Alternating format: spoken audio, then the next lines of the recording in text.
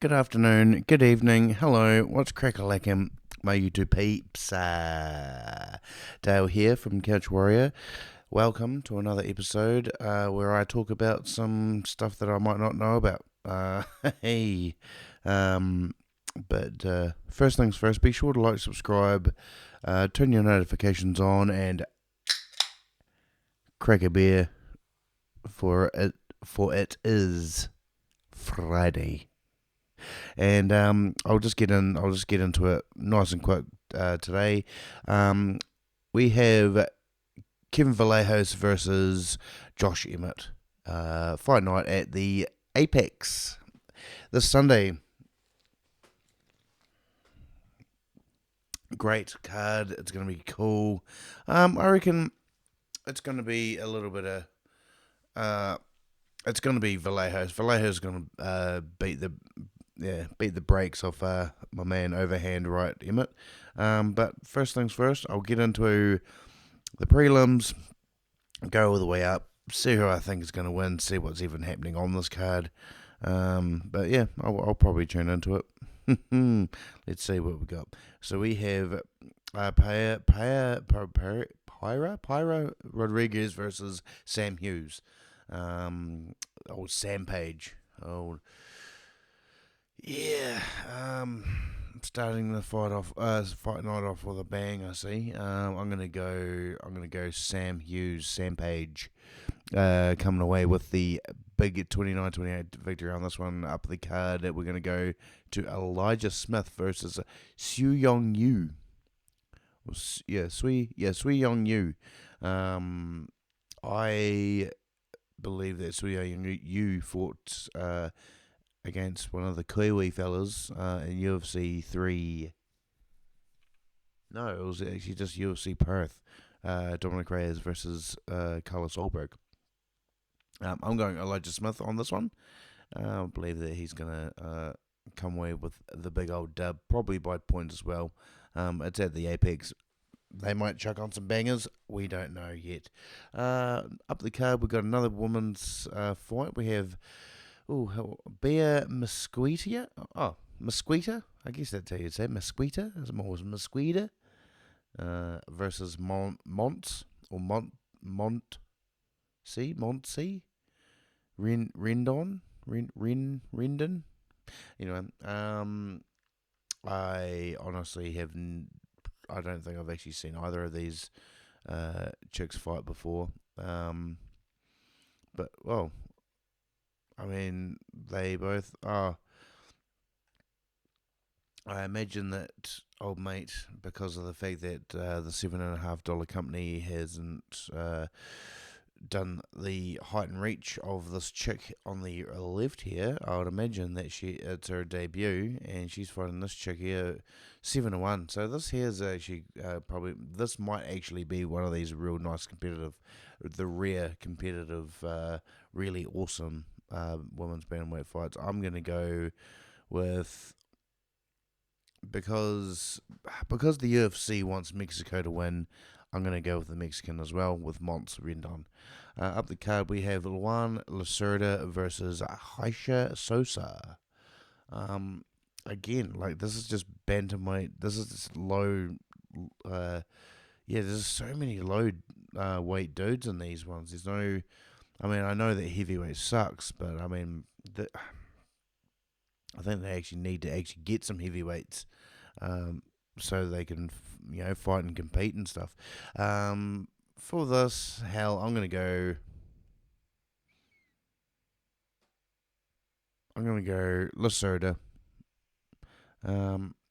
This one might go the distance. This one might be a sleeper.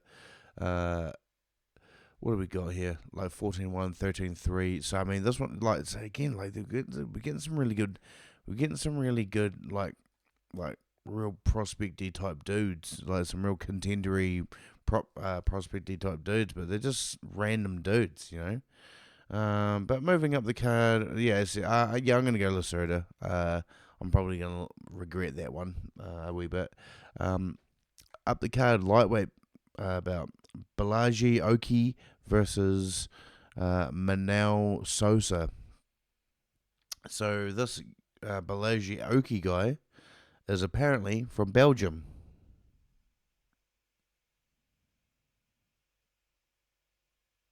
Uh, okay. And Marcel Sosa is a juicy lightweight, a juicy little Brazilian man. Oh, I didn't. Forgot that you if you do that, but yeah, but 13-1. That's not too bad, man. It's actually a pretty good record. Yeah, but let's see. What do we got? So we got probably 10-3 Belgium. He's like he'll be like a Terence McKinney type. He's got a reach advantage of this over old mate, but I believe that the grappling of Souza will be a bit too much for old mate to handle. So I'm going to go Manel Souza with this one. Chris Curtis. So this is one of the few fights that's actually not bad on this fight night. We got Chris Curtis versus Mitty Beck Orably. This is the guy that they go. This dude's totally a guy from from 10,000 BC, man. Whoa. I mean, he's from the quote unquote same place as Valentina Shevchenko. So Valentina Shevchenko could have either looked like old fucking old blood. Oh, hang on. Yeah, old blood to the fucking to the right of me. Or hang on to the left of me, but the right of you, but the right of me, which I don't understand. Yeah, this YouTube shit fucking buzzes me out. But anyway, I've got fucking I'm not going to go Chris Curtis. Chris Curtis is a bit old, mate, old boys now, and I think that Orablo's just going to he's going to I don't know, man. I mean, the experience is clearly on Chris Curtis's side. He is not someone to be trifled with, but I think Uruguay is just like on a streak. He's going to beat him. Yeah, but up the card, we're going to go to another card. I didn't realize that this was on here. Brad Tavares versus Eric Anders. So I don't know who's going to retire first, if it's Brad Tavares or Eric Anders, but I'm going to go with Brad Tavares. He is with the he is training with Extreme Couture. Does have Eric Nixick on his side quite often. And I think that it's going to be he's going to edge out that 29-28 decision. But this is the main card, or the main fight on the prelims. That is people have. People talking shit because we've got my boy Stephen Esplund here. He's fighting Vitor Petrino, so he is getting his big step up in competition, so to speak. Vitor Petrino's not too bad. Rumors have it that he has a broken hand and he hasn't been training or he's had a broken hand of recent and he hasn't been training as much. So yeah, but regardless of that, I've got Stephen Asplund because he's just going to box the bleeding ears of him, and it's just Petrino. I don't think it's going to be able to. Utilize the BJJ that he's got, and yeah, so that's it. But up to the main card, hell yeah, I'm making pretty good time on this because I've got some other things to talk about tonight. You see, we've got first fight on the main card, Charles Johnson, my boy Energy versus Bruno Silva. I've got Energy fucking smoking the shit out of Bruno Silva. That's a nice given one. That's a gimme. That's a gimme fight for old my boy Energy. Hell yeah. No, he's just going to keep the range and smoke him out. The next up, we have Marwan Rahiki versus Harry Hardwick. So we've got this dude that's fucking looks like an Indian fella. And versus Harry Hart. Fucking hell, look at the forehead on blood, man. Look at this forehead here, man. That's some crazy shit. That is some crazy shit right there. I mean, yeah. I've got Harry Hardwick winning this. I think he's just got that. He's got that dog in him. He's got that dog in him, man. I think that that's just going to be too much for old Mister Marwan Rocky. I think he's going to be trying to fight like a little bit like shit, what's his name? I want to say Yusuf Zalal, but not Yusuf Dalal. What's the other one? Zadik Yusuf? No, that's not him either.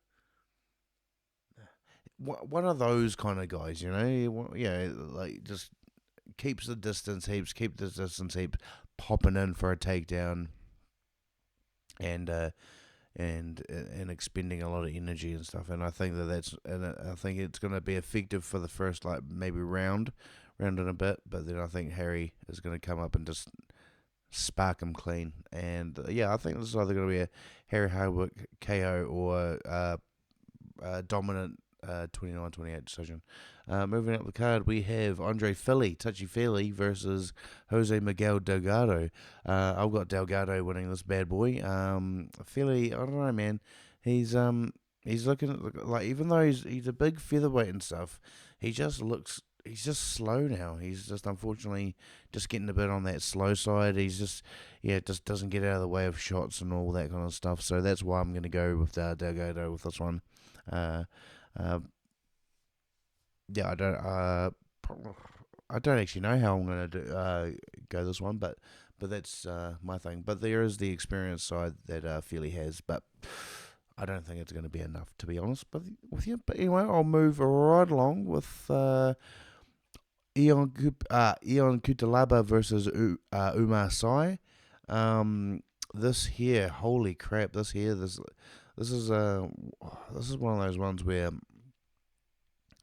Mr. Kutalaba could possibly somehow win this by just wrestle fucking him. But the odds are, the likelihood is that Mr. Umar Sai is going to come up and he's just going to go boom, boom, boom, boom, boom, boom, boom, and get a finishing sequence on Mr. Kutalaba. Yeah, that's how I see that. I don't see it happening any other way, but I mean, I could be wrong. I mean, as I said, Kutalaba has that wrestle. He can do the shitty grappling. And yeah, but moving on, we have the co-main event: Amanda Lemos versus Jillian Robertson. Amanda Lemos in that photo right there looks fucking tired as fuck. I mean, I don't blame her. I am. This is a 40-year-old chick. I'm up over here.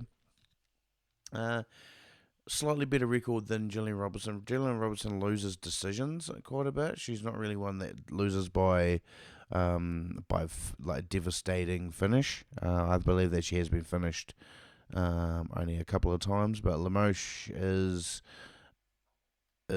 being cautious in her, I don't want to say in her old age, but in her old age. And I believe that she is, and I think that the Jillian Robertson is the younger and the more fresher, bit more streakier fighter at the moment, so she's going to probably take Amanda's 5. And then finally we have the main event, which is my boy Kevin the Vallejos versus Josh the Emmett. Overhand right city versus a well-rounded 17-1 fighter that has only lost to Gene Silver and taken him to a close 29-28 decision.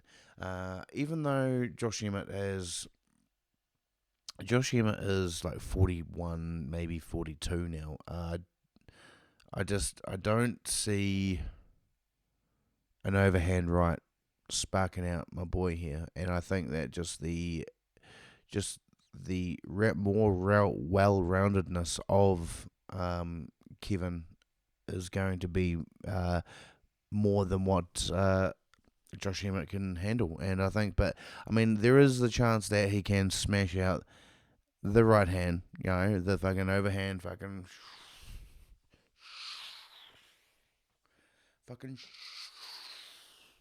There might be one, that comes from orbit. So that, but it's not going to be, it's going to be, it's going to be too slow. It's not going to be fast enough for him, for to catch Vallejos, and he's going to be punching air. But yeah, so I've got Vallejos by how I might go TKO. I might, yeah. I mean, he's, Vallejo's just TKO Giga Kachachi. And he had a pretty good chin, not a great chin, but a pretty good chin. So, yeah, so I'm going Kevin Vallejos by KO or by a probably 49-46 decision. But yes, so that is that. That's the card this weekend. How are you, brother? Some Maypeakers action. But what we got announced on uh, just today, there's a whole heap of fights that got announced today. Today we got announced uh, JDM and fucking Quillan Salkeld are on the same fight night together. Fight night in Perth. Fight night in Perth, baby. Hell yeah. Quillan Salkeld is fighting a guy by the name of Benny. Benny, yeah. Benny Dariush. Sorry, I apologize for that. That was a bit fucking whack, but So he's fighting Benny Dariush in the co-main event of Carlos Proteus versus JDM. So that is actually a fight night that's actually worth tuning in for, because that it is actually wild of like having like two pretty up there fights on a fight night, especially coming to Australia.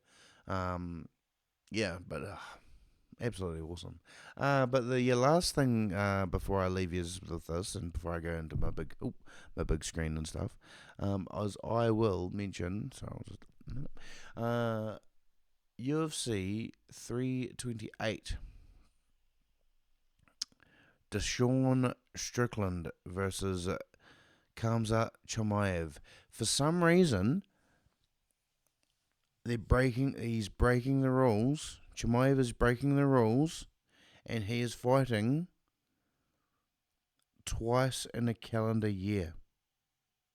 No, not in a calendar year, in a 365-day year. He fought in August last year, and he is coming back before August. So this is breaking fucking news. This is crazy shit in my fucking eyes. I'm fucking shocked that fucking Khamzat's coming back to fight fucking Deshaun Strickland. I mean, you guys definitely know who I want to win. I think everyone wants that. Knows that.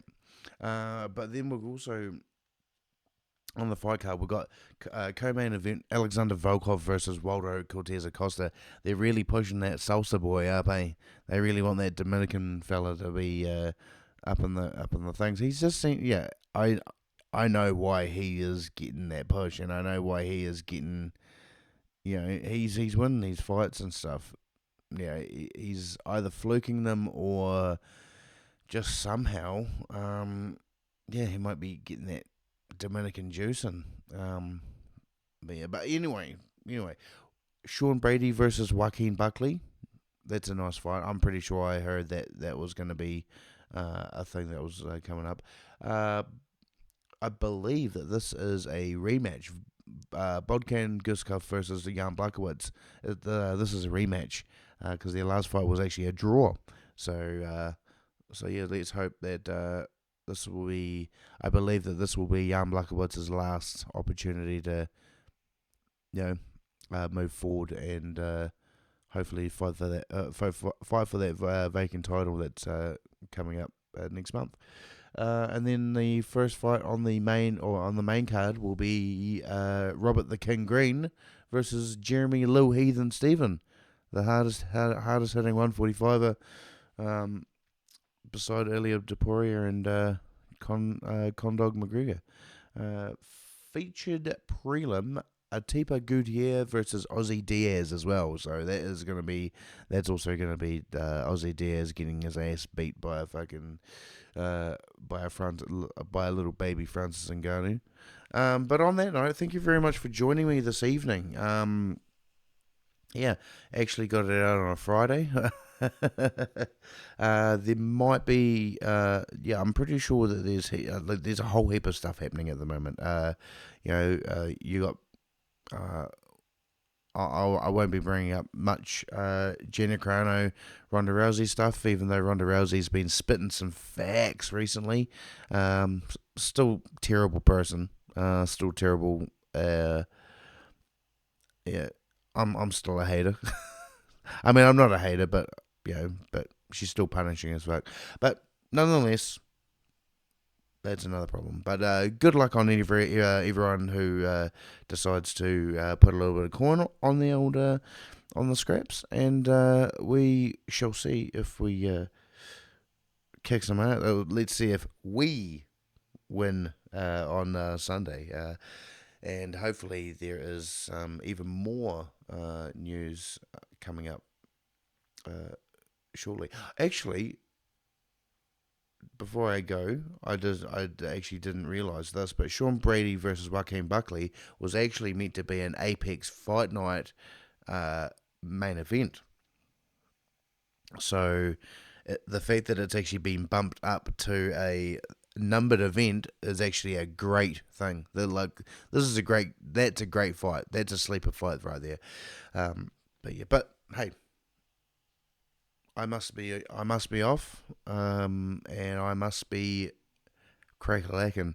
But like, subscribe, be sure to tell your mates about me, and I'll catch you guys next time, where we get to tell our awesome tales of being awesome together. Catch up.